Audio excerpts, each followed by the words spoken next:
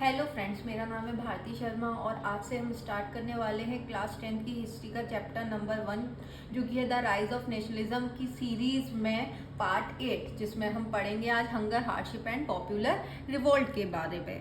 तो चलो स्टार्ट करते हैं आज का topic. The 1830s were years of great economic hardship in Europe. तो 1830s का जो टाइम था वो यूरोप में ग्रेट इकोनॉमिक हार्डशिप का टाइम था, मतलब इकोनॉमिक काफ़ी कठिनाई का टाइम था। The first half of the 19th century saw an enormous increase in population all over the Europe. तो 19th सेंचुरी के फर्स्ट हाफ में पॉपुलेशन यूरोप की काफ़ी तेज़ी से बढ़ती है। In most countries there were more seekers of job than employment. तो बहुत सारी कंट्रीज ऐसी थी यूरोप की जहाँ पे जॉब सीकर्स जो थे, जॉब ढूंढने वाले थे, वो काफ़ी ज़्यादा थे देन एम्प्लॉयमेंट जो काम कर रहे थे उनके कंपैरिजन में। Population from rural areas migrated to the cities to live in over crowded slums. तो पॉपुलेशन शिफ्ट कर रही थी, गाँव से कहाँ पे शिफ्ट कर रहे थे, वो सिटीज़ की तरफ कर रहे थे और सिटीज़ कन्वर्ट हो रही थी स्लम्स में।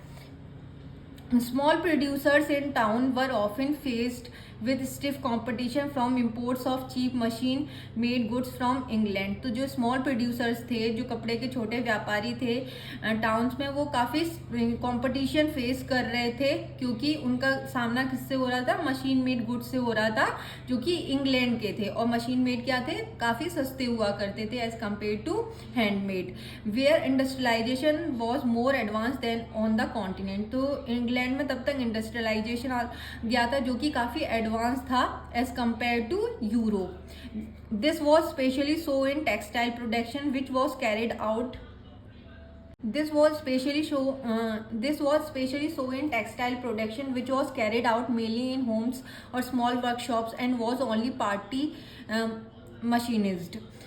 तो यहाँ पे क्या था, ये ज़्यादा कंपटीशन और ज़्यादा टेक्सटाइल प्रोडक्शन में देखने को मिल रहा था यूरोप में, क्योंकि जो यूरोप में जो शॉप टेक्सटाइल का काम था वो या तो छोटे व्यापारी कर रहे थे, तो या तो वो घर पे कर रहे होते थे या उनकी छोटी छोटी दुकानें होती थी, तो जहाँ पे एक आध मशीन रखी होती थी वहाँ पे वो काम कर रहे थे। In those regions of Europe where the aristocracy still enjoyed power, peasants struggle under the burden of feudal dues and obligations. तो वो सारे रीजन जहाँ पे अरिस्टोक्रेसी थी, जहाँ पे मुनार्की थी, राजा का शासन था, वहाँ पे पीजेंट्स जो है और ज़्यादा स्ट्रगल कर रहे थे क्योंकि वहाँ पे फ्यूडल ड्यूज का भी उन पे काफ़ी बर्डन था।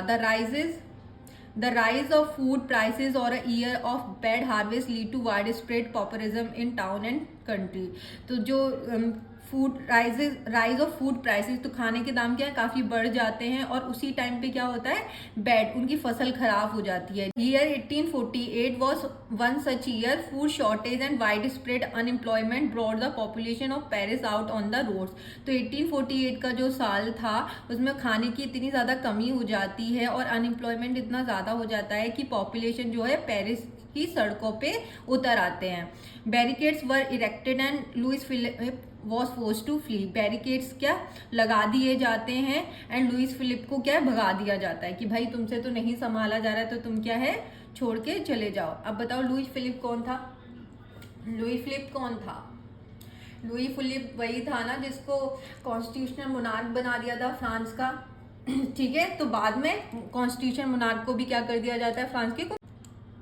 National Assembly proclaimed a republic, granted suffrage to all adult males above 21। तो नेशनल असेंबली घोषणा करती है कि फ्रांस क्या बन गया, रिपब्लिक बनेगा और सब लोगों को, कोई भी अडल्ट मेल है जो कि 21 साल से ऊपर का है, उन सबको सफरेज, राइट टू वोट का अधिकार दे दिया गया। And granted the right to work, और उनको काम करने का अधिकार कि आपको काम जरूर मिलेगा। National workshops to provide employment were set up. National workshops बनाई गई जो कि लोगों को एम्प्लॉयमेंट प्रोवाइड करा।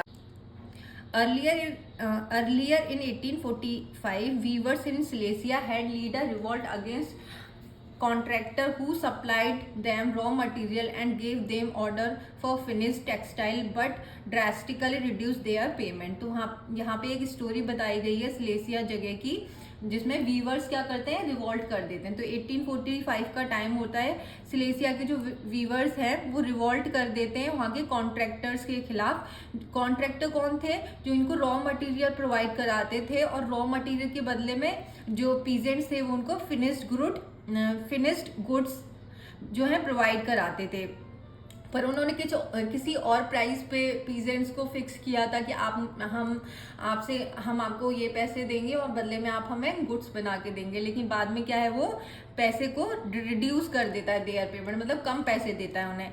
The journalist Wilhelm Wolff describe the event in a Silesian village as follow. तो एक जर्नलिस्ट था विल्हेम वॉल्फ, उन्होंने सिलेसिया के विलेज की घटना को यहाँ पे दिखाया गया है। तो चलो देखते हैं। In the village with 18,000 inhabitants, तो एक गांव है जिसमें 18,000 लोग रहते हैं। Cotton weaving is the most wide spread occupation, तो मोस्टली जो लोग हैं वो क्या करते हैं, कॉटन वीविंग का, कपड़ा बनाने का काम करते हैं।